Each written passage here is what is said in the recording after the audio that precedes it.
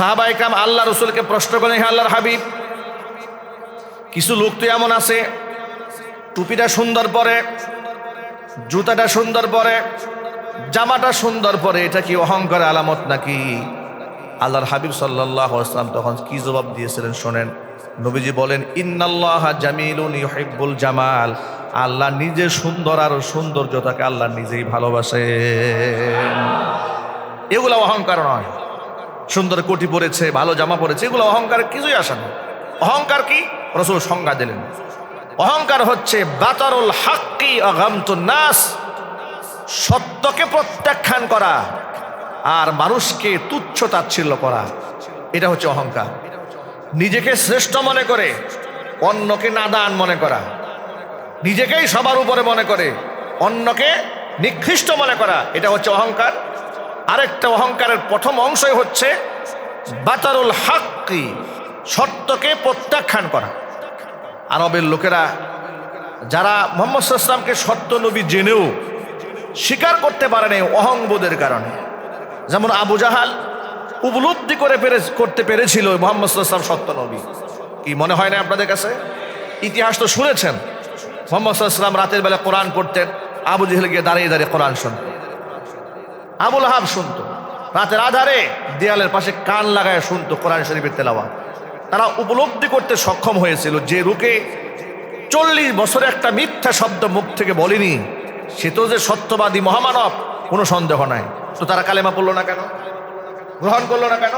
আত্ম অহমিকা, তাদের নফস তাদেরকে বাধা দিয়েছে যে বেটা সারা জীবন তুই আছিস এলাকার লিডার, তোমার কথায় মক্কার সব লোকেরা উঠা বসা করেছে, তুমি যদি মুহাম্মদের হাতে বায়াত রাখো তাহলে তোমার প্রেস্টিজটা গেল কোথায়?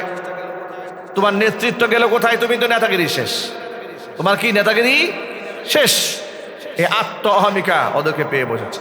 ওরা বলো না এগুলো মিথ্যা কথা, এগুলো সব বাজে কথা, এগুলো তোমরা শুনবা না। ওরা জেনেও না জানার ভান ধরেছে, শুনেও না শোনার ভান ধরেছে, সত্যকে উপলব্ধি করার পরেও প্রত্যাখ্যান করেছে। একটু নমনীয় হতে হবে, এই জন্য আত্ম অহমিকা এদেরকে পেয়ে বসেছে। শয়তানকে ধোঁকা দিল কে বলেন আপনারা? আত্ম অহমিকা, ঠিক কিনা বলেন? এই যে শয়তান তো আমাদেরকে ধোঁকা দেয়, তাই না? প্রশ্ন হচ্ছে, শয়তান তো আমাদেরকে ধোঁকা দিয়ে জাহান্নামে নিয়ে যেতে চায়, কিন্তু শয়তানের আগে শয়তান তো ছিল না, তাহলে শয়তানকে ধোঁকা দিল কে? শয়তানকে ধোঁকা দিয়েছে তার নফস, আত্ম অহমিকা, গরিমা, যেটা শয়তানের চাইতেও নিকৃষ্ট। শয়তানের ধোঁকার চাইতে বড় ধোঁকা হচ্ছে নফসের ধোঁকা, এটা বড় মারাত্মক। এটা ইবলিস শয়তানের চাইতেও জঘন্য। কেন জঘন্য? এই জন্য বললাম, শোনেন, আপনি যদি আউযু বিল্লাহি মিনাশ শাইতানির রাজিম আস্তাগফিরুল্লাহ পড়েন, শয়তান আপনার ধারে কাছে ঘেঁষতে পারবে না। শয়তান আউযু বিল্লাহ পড়া মাত্র দৌড়ে পালায়া যায়। আউযু বিল্লাহ বললে শয়তান পালায় যায়, কিন্তু নফস পালায় যায় না। আউযু বিল্লাহ বললে শয়তান পালিয়ে যায়, কিন্তু নফস পালায় না। ওই যে রমজান মাসে দেখেন না, শয়তানের হাতও বাঁধা, পাও বাঁধা, মানুষকে ধোঁকা দেওয়ার কোনো সুযোগ নাই। কিন্তু রমজান মাসে লোকেরা মিথ্যা কথা বলে কেন? রমজান মাসে লোকেরা চাঁদাবাজি করে কেন? রমজান মাসে সুদের ব্যবসা করে কেন? রমজান মাসে নামাজ ছাড়ে কেন? রমজান মাসে রোজা রাখে না কেন? ওই সময় তাকে ধোঁকা দিল কে? ওই সময় তাকে ধোঁকা দিয়েছে নফস। কে ধোঁকা দিয়েছে? তার নফস। মনে রাখবেন, নফস নিজের কামনা, বাসনা, খাহেসাতকে রবের হুকুমের সামনে কুরবানি দেওয়ার নামই ইসলাম। কথা বোঝাতে পেরেছি? মানে আমার মনে চাচ্ছে আমি ফজরে উঠবো না, আল্লাহ পাকের হুকুম উঠতে হবে, আমি কোরবান দিলাম। আমার মনে চাচ্ছে না কোরবানির সময় লাখ টাকা দিয়ে গরু কিনে নিজের কষ্টার্জিত টাকা খরচ করতে, কিন্তু আমি রবের হুকুমের সামনে কোরবান করতে, কোনো যুক্তি নাই। শুধু কি তাই? ফজরে ঠান্ডা পানি দিয়ে ওযু করতে কার মজা লাগে? কি বলেন আপনারা? খুব মজা লাগে, সবারই কষ্ট লাগে। আবু দাউদ শরীফের হাদিসের মধ্যে এসছে, সে যে নফসকে জলাঞ্জলি দিয়ে নফসের কামনাকে, বাসনাকে, নফস চাচ্ছিল ওই সময় আরাম করে লেপ কম্বল দিয়ে শুয়ে থাকা, যে কামনা বাসনাকে ধ্বংস করে রবের হুকুমের সামনে মাথা নত করে সে যখন ঠান্ডা পানি দিয়ে অজু করেছে, তার অজুর দৃশ্য দেখে মহান রব আসমান থেকে হাসতে থাকেন। আল্লাহ পাক এত হেসে ওঠেন, আল্লাহ পাকের আরশ তখন কাঁপতে থাকে আনন্দে। সুবহানাল্লাহ বলেন। সুতরাং নিজের নফসকে আমাকে নিয়ন্ত্রণ করতে হবে। কোরআন শরীফে কত জায়গার মধ্যে এসেছে কদ আফলাহা মান যাক্কাহা, সেই ব্যক্তি সফল যে ব্যক্তি তার অন্তরকে পরিশুদ্ধ করে নিয়েছে। কদ আফলাহা মান তাযাক্কা, যে আত্মশুদ্ধি করে নিয়েছে। আই মান যাক্কাল্লাহু নাফসাহু, আল্লাহ যার অন্তরকে পরিশুদ্ধ করেছে। কিস থেকে? মিনাল কুফরি ওয়াল মাআসি ওয়াল হাসাদি, অহংকার থেকে, ওয়ামিনাল কিবিরি, অহংকার থেকে, হিংসা থেকে, পরশ্রী কাতরতা থেকে, মানুষকে তুচ্ছ তাচ্ছিল্য করার মতো নাফরমানি থেকে যেই ব্যক্তি তার মনটাকে পরিষ্কার করে নিয়েছে, সেই ব্যক্তি সফল। সবাই সফল হতে পারবে না। মনে রাখবেন, এই অন্তরে ন্যূনতম অহংবোধ যার অন্তরে থাকে, সেই ব্যক্তি জান্নাতে প্রবেশ করবেন না। নবী করিম সাল্লাল্লাহু আলাইহি ওয়াসাল্লাম বলেছেন, মান কানা ফি কলবিহি মিসকালু হাববাতিন মিন খারদালিন মিন কিবরিন, একেবারে জাররা থেকে জাররা, সরিষা দানা পরিমাণ অহংকার যদি কারো অন্তরে জায়গা নিয়ে ফেলে, তাহলে সে বেহেশতে প্রবেশ করতে পারবে না। আর এই অহংকারেই সত্য গ্রহণ করা থেকে মানুষকে বিরত রাখে। আর সেই অহংকারে আমরা সব ডুবে বসে আছি। গরিবও অহংকার করে, ধনীর অহংকার আছে, রিক্সাওয়ালারও অহংকার আছে, কুলি মজুর ঠেলাওয়ালারও অহংকার আছে। কি অহংকার নাই? বৃদ্ধের অহংকার আছে, শিল্পপতির তো অহংকারের কোনো সীমা নাই, শিক্ষিতের ইলমের অহংকার, ক্ষমতাসীন ব্যক্তির ক্ষমতার অহংকার, লেখকের লেখার অহংকার, বুদ্ধিজীবীর পাণ্ডিত্যের অহংকার, যাদের চেহারা সুন্দর এদের সৌন্দর্যতার গরিমা অহংকার। প্রত্যেকে আপন আপন জায়গাতে অহংকারে ডুবে আছে, যার দরুন সত্য গ্রহণে অহংকার আড়াল হয়ে দাঁড়িয়ে আছে। আল্লাহ নবী সাল্লাল্লাহু আলাইহি ওয়াসাল্লামের কাছে প্রশ্ন করা হলো, সুন্দর জামা পরে তার মধ্যে অহংকার আছে? হুজুর বললেন, না, ইন্নাল্লাহা জামিলুন ইউহিব্বুল জামাল, আল্লাহ নিজে সুন্দর, সৌন্দর্যতাকে আল্লাহ ভালোবাসেন। জামা কাপড় দিয়ে অহংকার মাপা যায় না। অহংকার কেমনে বুঝবা? বাতারুল হাক্কি গামতুন নাস, যখন দেখবা কেউ জেনে শুনে সত্যকে প্রত্যাখ্যান করেছে, বুঝবা তার মধ্যে অহংকার আছে। যখন দেখবা সে মানুষকে তুচ্ছ তাচ্ছিল্য করে, নিজেকেই বড় মনে করে, অন্যকে হেয় প্রতিপন্ন করে, বুঝে নিবা তার মধ্যে অহংকার আছে। হযরত আলী কাররামাল্লাহু ওয়াজহা এক চমৎকার বাণী দিয়েছেন। তিনি বলেছেন, তুমি যখন দেখতে পাবে কোনো ব্যক্তি অহংকার করছে, তুমিও তার সামনে অহংকার করবে। অহংকারী ব্যক্তির সামনে অহং প্রদর্শন করার নাম হচ্ছে বিনয়। কেন? তুমি নিজেকে বড় মনে করার জন্য অহংকার করো নাই, তার অহংকারের জবাব দেওয়ার জন্য তার সামনে সাময়িক অহংকার প্রদর্শন করেছো। ধরেন আপনি এমন একটা জায়গায় গেলেন, আপনি বুঝতে পারলেন যে এই লোকটা খুব দাম্ভিক অহংকারী।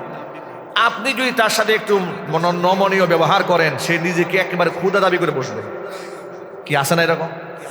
মানে আপনি তাকে মোহব্বত করেছেন বা একটু নমনীয়তা করেছেন শ্রদ্ধা দেখাবার জন্য, সম্মান দেখাবার জন্য, কিন্তু সে এটাকে পুঁজি বানাই নিছে যে সে তো বিরাট ব্যাপার সেবার আমার সামনে তো সে মাথা নত করে ফেলেছে। মনে রাখবেন, সূত্র হচ্ছে মান তাওয়াদা লিল্লাহি রাফাআহুল্লাহ, আপনি আল্লাহর জন্য নমনীয় হয়েছেন, আল্লাহ আপনার উপরে উঠাই দেবে। আর আপনি অহংকার করেছেন, আল্লাহ আপনাকে ধুলির সাথে মিশাই দেবে।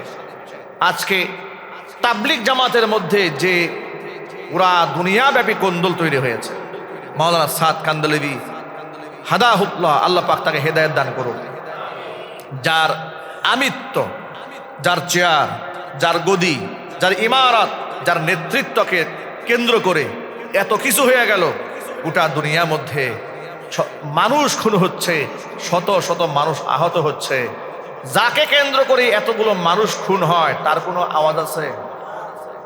কথা বলেন আপনারা। আচ্ছা, তিনি কতটুকুন খারাপ, কতটুকুন ভালো, শরীয়তের কোন মাসালায় ভুল বলেছে, আকীদাগত কোন ত্রুটির কারণে ওলামারা তার ব্যাপারে মুখ খুলেছেন, দারুল উলুম দেওবন্দ থেকে তার বিরুদ্ধে ফতোয়া দেওয়া হয়েছে, এটা ইলমি আলোচনা, ইলমি বহাস। এটা নিয়ে অনেক বক্তব্য ইতোপূর্বে আলেমদের মুখ থেকে শুনেছেন। এই ব্যাপারে উলামা ইকরাম ইসলাহ করেছেন, মানুষকে সংশোধন করেছেন। আমরা এত গভীরে যেতে চাই না। শুধুমাত্র একটা জিনিস বুঝেন, তিনি হেদায়েতচ্যুত হয়েছেন এর বড় প্রমাণ হচ্ছে যখন একটা লোক দেখতে পেলেন যে আমার কারণে আজকে গোটা দুনিয়ার সেই তাবলিগি ঠান্ডা দাওয়াতটাকে দুটা গ্রুপে ভাগ হয়ে গেল। আমার কারণে আমাকে মানতে গিয়ে নাকি এতগুলো মানুষের সাথে খুনাখুনি হচ্ছে, ঝগড়া হচ্ছে, বিবাদ হচ্ছে। আমি চাই না এই নেতৃত্ব আমার কি প্রয়োজন? আমি তো কাজ করি আল্লাহর জন্য, আল্লাহ রসুলের জন্য, পরকালে মুক্তির জন্য। আমি তো চেয়ারের জন্য কাজ করি না। এটা যদি তিনি বলে নমনীয়তার সাথে একটা স্টেটমেন্ট দিয়ে দিতেন যে ভাই, আমাকে নিয়ে তোমাদের ঝগড়া বিবাদের কোনো প্রয়োজন নাই, আমার এই গদিরই দরকার নাই, আমার আমির গিরও দরকার নাই, আমি পৃথিবীতে শান্তি চাই। এ গোটা দুনিয়ার ঝগড়া মিটাতে 2 মিনিটের ব্যাপার। কথা বলেন। তার চোখের সামনে লাশ পড়ছে, উনি চুপচাপ, ওনার এমারত ছাড়বেন। আর তার অন্ধ অনুসারীরা এমন পাগলি হয়েছে, প্রয়োজনে মানুষ খুন করবে কিন্তু তার আনুগত্য ছাড়বে না। মানুষ তো গুমরা হওয়ার জন্য এতটুকুন যথেষ্ট। আপনাকে সন্তুষ্ট করতে গিয়ে আমি শরীয়তের খেলাফ কাজ করছি, হারাম কাজ করছি, এর দ্বারা কি বোঝা যায় আমি সত্য পথের পথিক, নাকি আমি ভুল পথে পরিচালিত হচ্ছি? ভুল পথে পরিচালিত হচ্ছে। ওলামাদের তত্ত্বাবধানে পরিচালিত জামাতটি হকের উপর আছে। তার বড় প্রমাণ, এ পর্যন্ত যত মানুষের উপর আঘাত করা হয়েছে, হামলা করা হয়েছে, হামলাকারী কেউ ওলামা ইকরামের তত্ত্বাবধানে পরিচালিত গোষ্ঠীর কেউ নন। কথা বলেন ঠিক কিনা বলেন? টঙ্গীর ইজতেমার ময়দানে 2বার হামলা হলো, 2বার মানুষ খুন করা হলো। যারা করেছে আলেমদের তত্ত্বাবধানে যারা ছিল তারা হাতিয়ার গ্রহণ করেছে, ছুরি নিয়ে ঢুকেছে, চাপাতি নিয়ে ঢুকেছে। বরং এই তথাকথিত সাত কান্দলেবীর অনুসারী যারা, তারাই কিন্তু ছুরি নিয়ে, তলোয়ার নিয়ে ঢুকেছে। ঘুমন্ত মানুষ ঘুমায় আছে, এই ঘুমন্ত মানুষের উপরে আঘাত করা শুরু করেছে। ভিডিও ফুটেজ আপনারা দেখেছেন, এইরকম লম্বা লম্বা বাঁশের লাঠি দিয়ে কিভাবে মানুষদেরকে তারা পিটাচ্ছে। অসংখ্য মানুষকে তারা শহীদ করে দিল। কেন? আমাদের লিডারকে আনতে হবে, আমাদের নেতৃত্ব তার মানতেই হবে, তাকে মানতেই হবে। আত্মহমিকায় তাকে শেষ করে দিয়েছে, আত্মহমিকায় এদের অনুসারীদেরকেও শেষ করে দিয়েছে। কথা বলেন ঠিক কেন যদি বলেন? আবার কিছু সাংবাদিকরা তারা এমনভাবে সংবাদ প্রচার করেন যে 2 পক্ষের সংঘর্ষ হয়েছে। এবার কোন ধরনের অপসাংবাদিকতা? আমি ঘুমায় থাকলাম, আপনি আমার উপর হামলা করলেন, কিংবা আমি আমার ঘরে শুয়ে আছি, আমার ঘরে ডাকাত ঢুকেছে, আপনি এসে হামলা করলেন, আর পত্রিকায় প্রচার করবেন 2 পক্ষের সংঘর্ষ হয়েছে। এই ধরনের সংবাদ যারা প্রচার করেন, কসম আল্লাহর, না তারা দেশকে ভালোবাসেন, না এই দেশের শান্তি শৃঙ্খলাকে ভালোবাসেন, না তারা এই তাবলিগের কোনো কল্যাণ চান, বরং তারা এই সংঘাতকে জিয়ে রেখে মাঝখান থেকে ফায়দা লুটতে চান।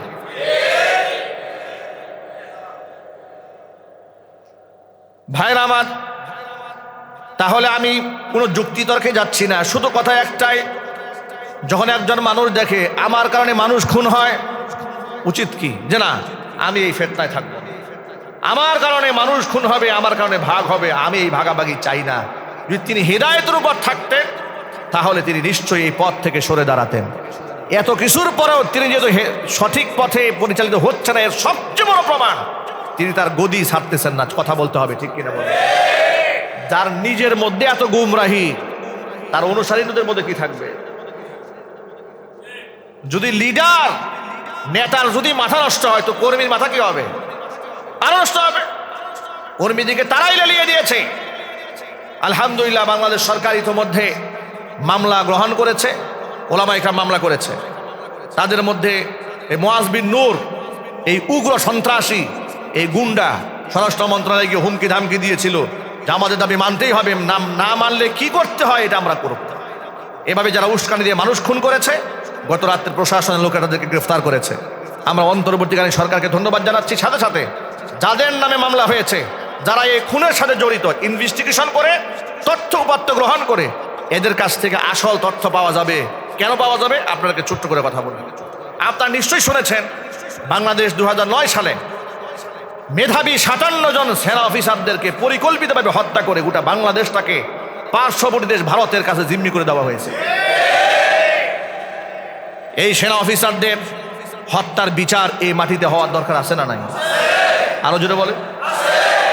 এখন এই বিচার রহস্যজনকভাবে পিছিয়ে যাচ্ছিল, এক অদৃশ্য শক্তি এই বিচারকে সামনে আনতে দিচ্ছিল না। বিগত স্বৈরাচারের আমলে বিচার তো হয় নাই। কারণ বিচার কেন হবে? কারণ যার কাছে বিচার দেওয়া হয়েছে সে নিজেই যদি খুনি হয়, খুনি কখনো খুনের বিচার করবে না। 2013 সালে অসংখ্য ছাত্র তারা শহীদ হয়েছিল শাপলা চত্বরে, কিন্তু একটা মামলাও করা হয় নাই। কেন মামলা করা হবে? যিনি মামলা করতে যাবেন তার পিঠের চামড়া থাকতো। কথা বলেন। বিভিন্ন পত্রিকাতে আসতো, যদি তারা শহীদ হয়ে থাকেন তাহলে হেফাজতের কর্মীরা লাশের হিসাব দেন না কেন, তালিকা প্রকাশ করেন না কেন? কার সামনে তালিকা প্রকাশ করবেন? কার সামনে? ওই খুনির সামনে যে খুনি অজস্র ছাত্রকে হত্যা করার পরে জাতীয় সংসদে দাঁড়িয়ে বলেছিল যে খুনি হেফাজতের রাতে কোনো গোলাগুলির ঘটনা ঘটে নাই। বলে নাই? একটা গুলিও ঘটে নাই। হেফাজতের কর্মীরা গায়ের মধ্যে রং মেখে শুয়ে অভিনয় করেছে, পুলিশ দেখে দৌড় দিয়েছে। এমন জঘন্য মিথ্যাচার ফেরাউনও করে নাই, নমরুদও করে নাই, যা স্বৈরাচারী হাসিনা করেছে। তার কাছ থেকে আপনি কিসের বিচার চান? যার দরুন তার ক্ষমতার পতন হওয়ার পরে ওলামারা তার বিরুদ্ধে মামলা দায়ের করেছে। আলহামদুলিল্লাহ বলেন। এখন এই যে সেনা অফিসারদের হত্যা বিডিআর বিদ্রোহের নামে চালিয়ে দেওয়া হলো, বছরের পর বছর এই মামলার প্রহসন চলল, অসংখ্য নিরপরাধ জওয়ানদেরকে কারাগারে বন্দী করা হলো, কাউকে ফাঁসির কাস্টে ঝুলিয়ে মারা হলো, এখনো অনেককে মারার পরিকল্পনা চলতেছিল, এভাবেই চলছে। প্রশ্ন হচ্ছে কারা মেরেছে? আমি আজকে একটা রেকর্ড শুনলাম যে একজন বিডিআরের অফিসারের স্ত্রী বলছেন যে আমাদের ঘরে কিছু সৈনিকরা ঢুকেছে যারা হিন্দিতে কথা বলছে, হিন্দিতে কথা বলছে পাকিস্তানের বাচ্চাগুলোকে এক টাকা রাখা হবে না, সব মেরে ফেলা হবে। বাংলাদেশের লোকেরা হিন্দিতে কথা বলে? জোরে বলে। তাহলে এগুলো কোত্থেকে আসলো? এটা এই কমিশন গঠন না করার সিদ্ধান্ত ইতিমধ্যে গৃহীত হয়ে গেছিল। বীর সাংবাদিক ইলিয়াস বলেছিল দেখেন কমিশন কিন্তু গঠন হবে না। ঠিক পরের দিন সিদ্ধান্ত জানতে পারলাম সরকার এই ব্যাপারে কমিশন গঠন করবে না। প্রশ্ন হচ্ছে হঠাৎ করে বিডিআর হত্যাকাণ্ডের বিচার আপনারা কেন করবেন না? পিছপা কেন হলেন? ছাত্ররা ঝাঁপিয়ে পড়লো, এরা মুহূর্তের মধ্যে বললো না না ঠিক আছে বিচার করতেছি। প্রশ্ন হচ্ছে ছাত্ররা বললেই বিচার হবে, ছাত্ররা না বললে বিচার হবে না। আপনারা কাদের রক্তের উপর বসে আছেন? আপনারা কাদের এজেন্ডা বাস্তবায়ন করার জন্য বসে আছেন এখানে? যদি মনে করেন ভারতের এজেন্ডা বাস্তবায়ন করার জন্য আপনারা বসে আছেন, আপনাদের মনে রাখতে হবে স্বৈরাচারী বিগত 16 বছরে ভারতের এজেন্ডা বাস্তবায়ন করার কারণে জুতা পিটা খেয়ে দেশ থেকে পালিয়ে যেতে বাধ্য হয়েছে। এদেশের মুসলমানদের স্বার্থ সবার আগে দেখতে হবে। এদেশের স্বাধীনতা সার্বভৌমত্বকে টিকায় রাখতে হবে। মনে রাখবেন দুইটা ব্যাপারে আমাদের কোনো দল নাই, আমরা সব এক। হিন্দু, বৌদ্ধ, খ্রিস্টান, মুসলমান সব এক। আমরা দুটা ব্যাপারে এক, হচ্ছে আমাদের রাষ্ট্রের স্বাধীনতা সার্বভৌমত্ব রক্ষার আন্দোলন, আরেকটা হচ্ছে আমাদের ধর্মীয় স্বাধীনতার আন্দোলন। ঠিক কিনা বলে? আপনি সব একমত আছেন? কারা কারা হাত দেখি তো আল্লাহকে দেখাই দেন। আল্লাহ পাক যেন সকলকে কবুল করে, জোরে করে আমিন। আরো চিল্লাই বলতে হবে আমিন। হাত নামা। এরপরে ছাত্রদের ঘা খেয়ে ওরা সিদ্ধান্ত নিল হ্যাঁ আমরা কমিশন গঠন করতেছি। কথা বুঝতে পেরেছেন? ছেলার নাম কি? আরো জোরে, ছেলার নাম বাবাজি। সাংবাদিক ইলিয়াস যদি এই জাতিকে সোচ্চার না করতো তাহলে এই জাতি এই বিডিআর হত্যাকাণ্ডের কথা ভুলে যেত। এই জন্য আমরা এই ধরনের বীর সাংবাদিকদের জন্য আল্লাহর কাছে দোয়া করি, আল্লাহ পাক যেন তাদের নেক হায়াত দারাজ করেন, তাদের স্মৃতিশক্তি, তাদের মেধা শক্তি, তাদের প্রজ্ঞা, তাদের জ্ঞান আল্লাহ পাক বৃদ্ধি করে, জোরে করে আমিন।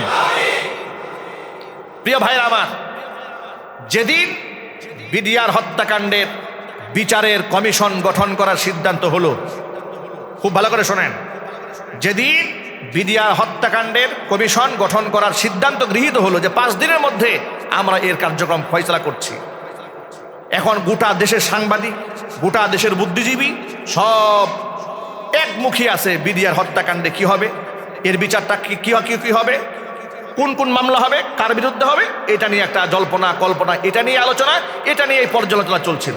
হুট করে পরের দিন টঙ্গীর ইজতেমায় হামলা। কথা কি বুঝতে পারেন না আপনারা?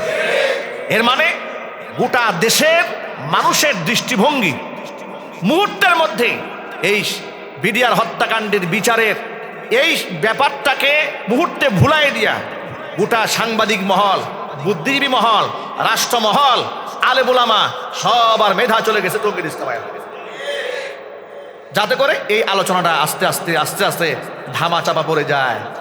আর শাক দিয়ে মাছ এই দেশে ঢাকা যাবে না, ইনশাল্লাহ বলেন। শাক দিয়ে মাছ আর ঢাকা যাবে না। কমিশনও গঠিত হতে হবে, সুষ্ঠু তদন্ত হতে হবে, সুষ্ঠু বিচারও হতে হবে ইনশাআল্লাহ। কারণ সেনাবাহিনীর অফিসাররা এদেশের রত্ন ছিল, এদেশের সম্পদ ছিল, তাদের স্বাধীনতা সার্বভৌমত্ব রক্ষার অতন্দ্রী প্রহরী ছিল তারা, ঠিক কিনা ভাই? আমরা তাদের বিচার চাই।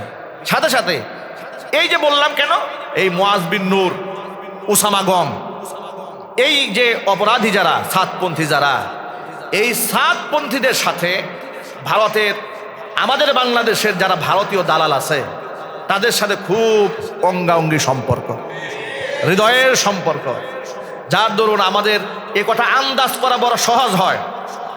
এই সাতপন্থীদেরকে দিয়েই ভারতপন্থীরা টঙ্গীর ইজতেমার হত্যাকাণ্ড ঘটিয়ে এই ঘটনাকে ধামাচাপা দেওয়ার তারাই চেষ্টা করেছে। সুতরাং মুয়াজ বিন নূর গ্রেফতার হয়েছে, আরো চিহ্নিত আসামি যারা গ্রেফতার হবে, এদেরকে রিমান্ডে নিলে এরাই তথ্য দেবে এই খুনের জন্য কারা তাদের পিছনে ইন্ধন জুগিয়েছে। টঙ্গীর ইজতেমার ময়দানের এই নৃশংস হত্যাকাণ্ডের তীব্র নিন্দা জানাচ্ছি। সাথে সাথে আমরা খুব দুঃখ প্রকাশ করছি দ্বীনি সাথী, তাবলীগের সাথী যারা সারা জীবন ইকরামুল মুসলিমিনের কথা বলেছে, জিকির আজকারের কথা বলেছে, আল্লাহর পথে চলার কথা বলেছে, তারা খুনি হয় কি করে, তারা অস্ত্রধারী হয় কি করে? সারা জীবন তারা বলেছে হেফাজতের সময়, হেফাজতের গোটা বাংলাদেশের মুসলমানরা যখন আন্দোলন করেছে, আল্লাহর কাসম হেফাজতের কোনো লোক হয়তো ব্যক্তিগতভাবে অন্দরমহলে কোনো ব্যক্তিগত ইস্যু নিয়ে কারোর সাথে দ্বন্দ্ব বিদ্বন্দ্ব থাকতে পারে, কিন্তু গোটা জাতি শাপলা চত্বরের দিকে যখন ধাবিত হয়েছিল তখন যে 13 দফা দাবি ছিল সব কোরআন সুন্নাহ দাবি ছিল। এখানে আপনারা অনেকেই সেদিন ছিলেন, আমরাও সেদিন ছিলাম, আমরা সেখানে গিয়েছি, আমাদের সাথীরা আহত হয়েছে, রক্তাক্ত হয়েছে, কেউ শাহাদাত বরণ করেছে। টু শব্দ পর্যন্ত আমাদের করতে দেওয়া হয় নাই। টু শব্দ যে করেছে তাকেই গুম, তাকেই খুন। এই ছিল 16 বছরের ইতিহাস। এটা এত সহজে তো ভাই ভোলা যাবে না, এত সহজে ভোলা যাবে? এই কথা বললে ইদানিং কিছু কিছু লোকেরা কষ্ট পায় যে হুজুর আর কত বলবেন, বলে না? আমরা যখন মাজলুম ছিলাম তখন আপনারা কি করেছিলেন? আপনি যে এত সহজে অস্থির হয়ে যান, হুজুর আর কত বলবেন, জীবন থাকবে যতদিন বলে যাব জুলুমের বিরুদ্ধে ততদিন। আমি মাজলুম হয়েছে আমি বলবো না? আমাকে ঘর ছাড়া করা হয়েছে, বাড়ি ছাড়া করা হয়েছে, মসজিদ ছাড়া করা হয়েছে, মিথ্যা মামলা দিয়ে অ্যারেস্ট করে কারাগারে ঢুকে দেওয়া হয়েছে, মাহফিল মঞ্চ থেকে তুলে নিয়ে মামলা দিয়েছে, আমার পকেটে 16টা ককটেল বোমা পাওয়া গেছে। আমি বলবো না তুমি বলবে? আমি তো অবশ্যই বলবো। জালেমের বিরুদ্ধে আমার গায়ে রক্ত থাকবে যতদিন আমি বলে যাব ততদিন। ফেরাউন যেমন ইতিহাস হয়ে আছে, কারুন যেমন ইতিহাস হয়ে আছে, নমরুদ যেমন ইতিহাস হয়ে আছে, হাসিনাও ইতিহাস হয়ে থাকবে শতাব্দীর পর শতাব্দী। এখানে হাসিনার কোনো নাতিপুতি থাকলে আমাদের কিছুই করার নেই। মুসলমানের সন্তান যদি হয়ে থাকো, আমি আবার বলছি, মুসলমানের সন্তান যদি হয়ে থাকো, কোনো খুনির পক্ষে কথা বলতে পারবে না। ইসলামকে যদি ভালোবেসে থাকো, পরকালে যদি জবাবদিহিতার ইচ্ছা থাকে, বিশ্বাস থাকে, আর মসজিদে নামাজ যদি পড়ো আল্লাহর জন্য, তাহলে সে আল্লাহর পথের পথিক যারা, তাদেরকে যারা জঙ্গি নাটক বানিয়ে পত্রিকায় প্রকাশ করেছে, এই পত্রিকা নাই বাংলাদেশে? চিল্লায় বলেন। অনেক দূরে নাকি? চোখের সামনে, ঠিক কিনা বলেন? এরা আলেমদেরকে জঙ্গি নাটক সাজিয়েছে। কেন? ওই দিন তো র্যাবের কর্মকর্তা বললেন যে জঙ্গি, এগুলো নাটক সাজানো হয়েছে। আর এই নাটকের প্রসারক ছিল প্রথম আলো। কথা বলেন কেন আপনারা? এদের ব্যাপারে আপনাদের সতর্ক থাকবেন, সাবধান থাকবেন। আল্লাহ তাআলা গোটা জাতিকে ঐক্যবদ্ধ থাকার তৌফিক দান করেন। জোরে বলেন আমিন। আচ্ছা, আপনারা কি প্রথম আলো কেনেন? আওয়াজটা কি ভয় আছে নাকি আপনারা? প্রথম আলো কিনবেন না, এই মাইকের আওয়াজ বাহিরে যাচ্ছে, ওরা শুনো যে খতিব সাহেব বলে গেছে এই পত্রিকা কোনো মুসলমান কিনবে না, এগুলাদের টয়লেট পেপার হিসেবে ব্যবহার করবে না। মুসলমান পত্রিকা কিনবে দৈনিক আমার দেশ বাংলাদেশ, দৈনিক আমার দেশ। এটা মোটামুটি কয় তারিখ থেকে আসবে? 22 তারিখ থেকে চলে আসবে। মাহমুদুর রহমান বাংলাদেশের সিংহ শাবক, স্বাধীনতা সার্বভৌমত্ব রক্ষার অতন্দ্র প্রহরী, একজন বুদ্ধিজীবী, একজন দেশপ্রেমিক, তার লেখা পড়বেন। একজন ইমানদার, একজন সাচ্চা মুসলমান, তার লেখা পড়বেন। ইমান তাজা হবে, দেশপ্রেমে উদ্বুদ্ধ হবেন। নাস্তিকদের লেখা পড়বেন না। হাত তোলেন, ওয়াদা করেন আল্লাহর কাছে দেখা। নাস্তিকদের কোনো লেখা পড়বেন না আপনারা, হাত তোলেন। আল্লাহ তাআলা কবুল করেন, জোরে করেন আমিন, চিল্লায় করেন আমিন। হাত নামান। আমার প্রিয় ভাইরা, মুসলমান হয়ে আপনি আরেক মুসলমানকে খুন করলেন কি করে? যে ধর্মের মধ্যে একটা প্রাণীকে আঘাত করা হারাম, সেই জায়গায় আপনি মানুষ কেমনে মারেন? এত বড় অন্যায় আপনি কেমনে করলেন? হাদিস শরীফের মধ্যে এসেছে, নবী করিম সাল্লাল্লাহু আলাইহি ওয়াসাল্লাম বলেছেন, একজন খারাপ মহিলা রাস্তা দিয়ে চলে যাচ্ছে মরু প্রান্তরে, চলার পথে গিয়ে দেখে মরুভূমিতে একটা কুকুর ক্ষুধা তৃষ্ণায় ছটফট করছে, মৃত্যু যন্ত্রণায় কাতরাচ্ছে। মনে মনে ভাবলেন একটু পানি পান করাতে পারলে কুকুরটার প্রাণ বেঁচে যেত। কিন্তু পানি পাবে কোথায়? অদূরে তালাশ করে দেখেন একটা কুয়া দেখা যায়, কিন্তু কুয়ার পানি উঠানো বড় মুশকিল। কি দিয়ে উঠাবেন? আরবের মেয়ে পায়ের মধ্যে চামড়ার মোজা ছিল, চামড়ার মোজাকে বালতি বানিয়ে, গায়ের উড়নাটাকে রশি বানিয়ে বহুত কষ্ট করে কুয়া থেকে পানি বের করে কুকুরের মুখে তুলে দিয়েছে। নিরীহ এই একটা বুবা প্রাণীর প্রাণ বাঁচিয়ে দিয়েছে। পৃথিবীর কেউ দেখে নাই, যিনি দেখা তিনি দেখেছেন, তিনি কে? আল্লাহর নবীকে ডাক দেয়, আল্লাহ পাক বলেন, আমার হাবিব, একটা খারাপ মেয়ে আমার একটা নিরীহ বুবা প্রাণীর মুখে পানি তুলে দিয়ে তার জীবনটা বাঁচিয়ে দিয়েছে। ওই মহিলার জিন্দেগির সমস্ত গুনাহ খাতায় আমি আল্লাহ মাফ করে দিয়া মহিলাকে আমি হিদায়াত প্রাপ্ত করে জান্নাতের মেহমান বানিয়ে দিয়েছি। পক্ষান্তরে একজন খারাপ মহিলা, একজন ভালো নারী তাহাজ্জুদ গুজারি, ঘরের মধ্যে বিড়ালে তার খাবারে মুখ দেওয়ার অপরাধে বিড়ালকে খাটের সাথে বেঁধে দিয়েছিল, তিল তিল করে তাকে কষ্ট দিয়েছে, তাকে ছেড়ে দেয় না যে পোকামাকড় খাবে, খানা খেয়ে জীবন বাঁচাবে, ছাড়ে নাই। কষ্ট করে ধীরে ধীরে ধুকে ধুকে তারা কষ্ট দিয়ে তিল তিল করে মেরেছে, কিন্তু নিজে নামাজ পড়ে, আল্লাহ বিল্লাহ করে।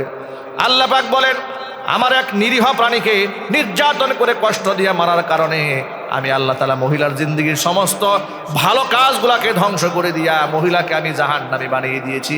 জোরে জোরে কর নাউজুবিল্লাহ।